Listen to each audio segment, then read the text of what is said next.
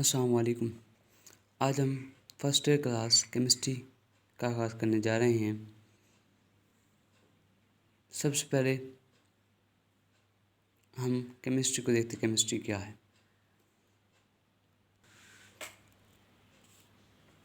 Chemistry applied physics. It is applied physics that deals with the study of। ये applied physics है जिसमें हम study क्या करते हैं। क्या स्टडी करते हैं आइए देखते हैं। Study of chemical composition. अब केमिकल कंपोजिशन का क्या मतलब, फॉर एग्जांपल कि अगर H2 है, हम सिंपली वाटर की बात करें कि वाटर क्या है, उसके हमें केमिकल कंपोजिशन बताएं। हम कहेंगे वाटर मॉलिक्यूल कंसिस्ट ऑफ और contains 2 hydrogen atoms and 1 oxygen atom. ये इसकी केमिकल कंपोजिशन है। अब हमारे देखते हैं केमिकल रिएक्शंस क्या हैं। अब आपको पता होगा रिएक्शंस दो टाइप्स के होते हैं। रिएक्शन दो टाइप के होते हैं, केमिकल रिएक्शन और न्यूक्लियर रिएक्शन। क्योंकि हम केमिस्ट्री पढ़ रहे हैं, केमिस्ट्री में केमिकली रिएक्शंस होते हैं, इसलिए हम सिर्फ केमिकल रिएक्शंस की बात करेंगे कि अब जो भी एक केमिकल कंपाउंड और मॉलिक्यूल है वो कैसे दूसरी चीज़ों से रिएक्ट करेगा। फॉर एग्जांपल अगर हम नोबल गैसेस की बात करें तो वो अनरिएक्टिव होती हैं, वो किसी चीज़ से रिएक्टिव नहीं रहती बिकॉज दे आर स्टेबल, उनका ऑक्टेट कंप्लीट होता है। जबकि हम देखेंगे hydrogen is very reactive because it has only one electron in its valence shell. अगली बात, हम स्ट्रक्चर को स्टडी करते हैं कि उसका स्ट्रक्चर कैसा है। फॉर एग्जांपल अगर हम वाटर की बात करें कि what is structure of water, water has a bend structure like that, partial negative and partial positive. Water has a bent structure. Okay, अब हम अगली बात क्या है, प्रॉपर्टीज़। अब हम प्रॉपर्टीज़ की बात करते हैं कि वाटर की प्रॉपर्टीज़ क्या हैं। केमिकल प्रॉपर्टीज़ भी होती हैं, फिजिकल प्रॉपर्टीज़ भी होती हैं। Physical properties are concern with the physical state of the substance while the chemical properties are associated with the chemical composition of the substance. For example, water has a physical properties, it's odorless, it's colorless, etc. What is chemical properties? Soluble, solubility, dissolves, ionic substances because polar like dissolve like। आए हम अपनी chemistry first year start करते हैं। हमारे पास पहला chapter है basic concepts, जिसमें हम बेसिक कंसेप्ट्स पढ़ेंगे, जिसमें मोल, एवोगैड्रोस नंबर और बहुत से दीगर कंसेप्ट्स शामिल हैं। आइए चलते हैं एटम के बारे में जानते हैं। Long time ago it was thought that matter is made up of simple. बहुत अर्सा पहले ये समझा जाता था और ये सोचा जाता था कि मैटर सिंपलर सब्सटेंस से मिलकर बना है, इंडिविजिबल, जिसे ना डिवाइड किया जा सकता है। पार्टिकल्स, लंबे अरसे से ये समझा जाता था कि everything is compose of simple individual particles. Greek philosophers thought that matter could be divided into smaller and smaller particles to reach a basic unit, which could not be further subdivided. Greek, क्योंकि Greece में रहने वालों को कहा जाता है, इसलिए Greece. और एटम की डिस्कवरीज में एटम की कंपोजिशन, उसकी डिवीजन और उसके डिस्कवरी और उसके कंपोजिशन के बारे में ग्रीक फिलोसफर्स का बहुत किरदार है। आइए देखते हैं कि इनके मुताबिक क्या है। वो ये सोचते थे कि एटम स्मॉलेस्ट पार्टिकल है। सॉरी, अभी कोई और साइंटिस्ट है जिसने उसका नाम रखा। पहले हम थोड़ी सी बैकग्राउंड इवेंट्स की बात करते हैं कि एटम, वो ये सोचते थे कि मैटर एक बेसिक यूनिट से मिलकर बना है। क्या मतलब कि matter, everything around is matter. For example brick is a matter. It's made of smaller unit which cannot be subdivided. It cannot be divided or further subdivided. Democritus 460 to 370 BC। अगर हम English में देखा जाए तो ये sequence गलत बनता है, लेकिन केमिस्ट्री में चूँकि हम बिफोर क्राइस्ट के बारे में बात करते हैं तो हम इस तरह ही उनके एरा और पीरियड्स को हम स्टडी कर सकते हैं, इस तरह राइट कर सकते हैं। कॉल दिस पार्टिकल्स एटमॉस, उन्होंने इस पार्टिकल्स को एटमॉस कहा। डिराइव फ्रॉम वर्ड एटम्स, जो कि एक लतीनी ज़बान के वर्ड एटम से निकला है, जिसका मतलब है अनडिविजिबल। एटम एक वर्ड है जो कि कॉम्बिनेशन है टू वर्ड्स का, ए एंड टम। ए मीन्स नॉट एंड टम means cut. Atom means the substance which cannot be cut. Okay. However, the ideas of Greek philosophers were not based on experiment evidences. ताहम Greek philosophers के जितने भी ideas थे वो philosophical ideas थे, वो experiments पे डिपेंड बेस्ड नहीं थे। जैसे कि करंट थ्योरी, स्ट्रिंग थ्योरी, वो भी एक फिलोसफिकल थ्योरी है, एक्सपेरिमेंटल बेस्ड नहीं है। एक्सपेरिमेंट स्ट्रिंग थ्योरी के मुताबिक everything is made of strings which are vibrating in different angles, in different positions and in different shapes, etc. In the late 17th century, 17वीं सदी के आखिर में, the quantitative study. What is quantitative? Quantitative study in which amount of anything is studied.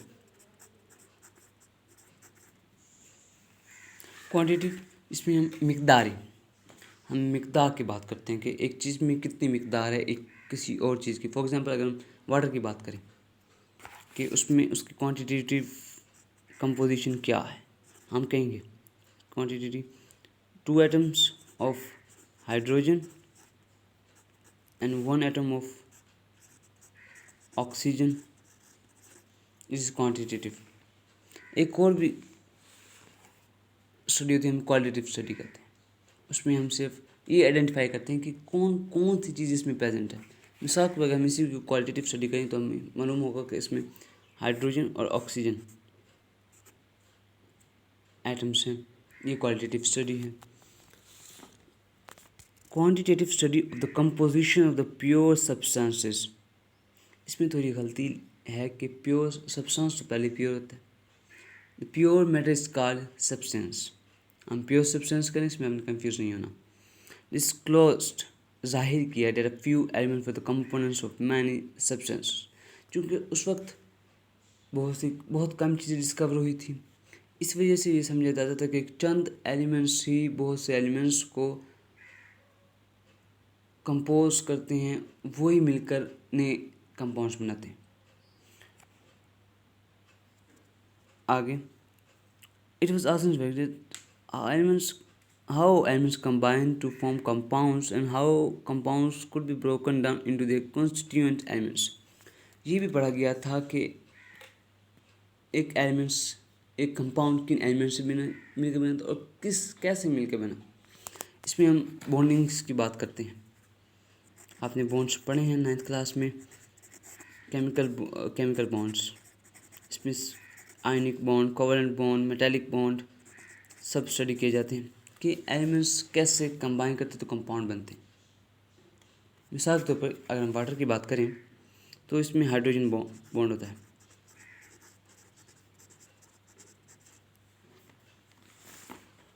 Okay और फिर ये भी study किया गया था कि अगर एक कंपाउंड, मिसाल के तौर पर फॉर एग्जांपल अगर वाटर है, हम उसको डिकम्पोज करें तो वाटर और हाइड्रोजन और ऑक्सीजन ही मिले, ये भी स्टडी किया गया था।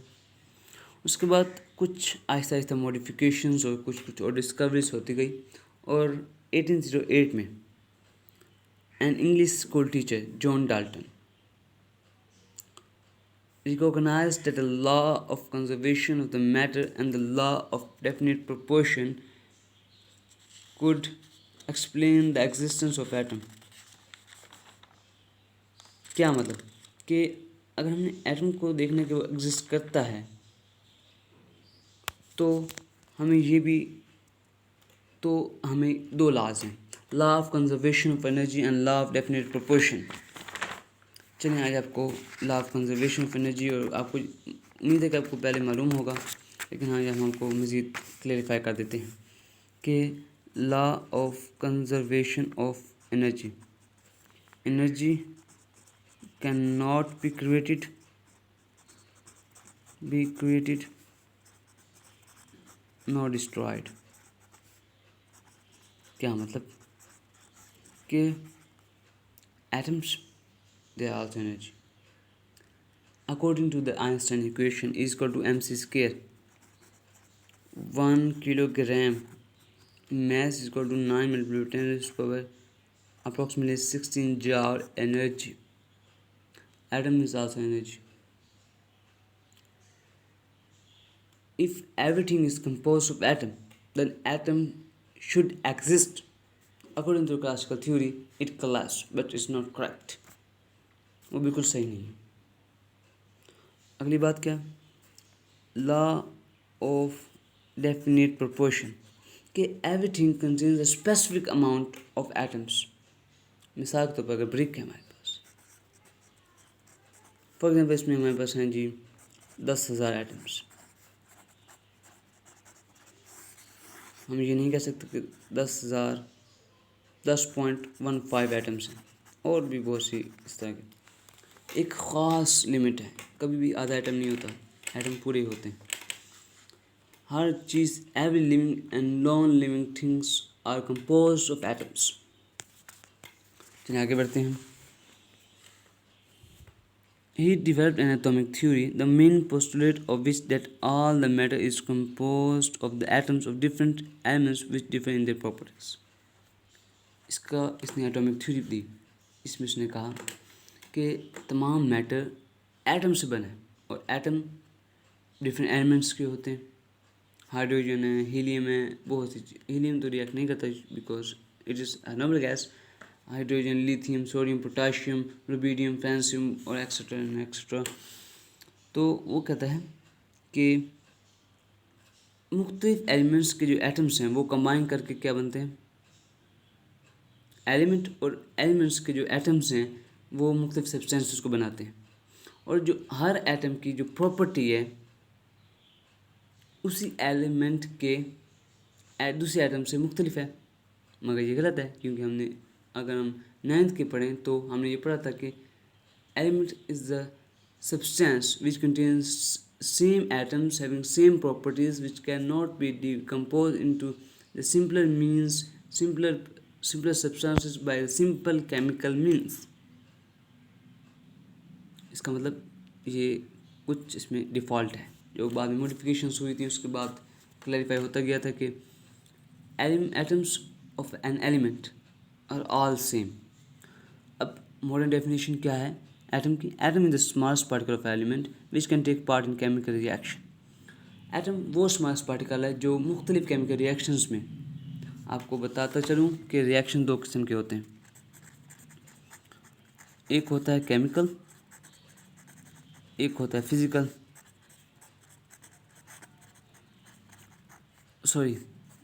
Nuclear. Chemical in chemistry we study about chemical reactions almost, लेकिन जब हम न्यूक्लियर केमिस्ट्री न्यूक्लियर पढ़ते हैं तो हम वो फिजिक्स में पढ़ते हैं, because it involve fusion fission reactions.